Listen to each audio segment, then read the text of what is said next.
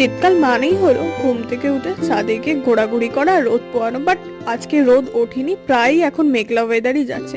শীতের গাছগুলো হালকা বড় হয়েছে, আর এদিকে দেখো কালিম্পং থেকে নিয়ে আসা জিউ প্ল্যান্টটা মিষ্টি একটা ফুল হয়েছে। আমি তো ফার্স্টে দেখে অবাক যে জিউ প্ল্যান্টের আবার ফুল হয় নাকি। তো যাই হোক, স্মৃতি হিসাবে রাখার জন্য তো ক্যামেরা বন্দি তো করেই নিলাম আর তোমাদের সাথেও শেয়ার করলাম।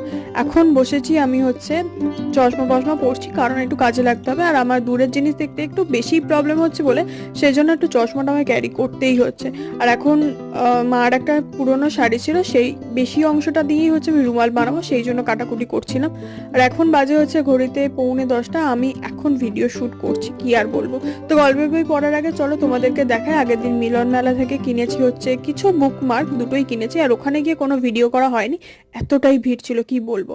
তো শপটার নামও আমি তোমাদেরকে লাস্টে দেখিয়ে দিলাম, তো তোমরা চাইলে ওদের ফেসবুক পেজ থেকেও কিনতে পারো।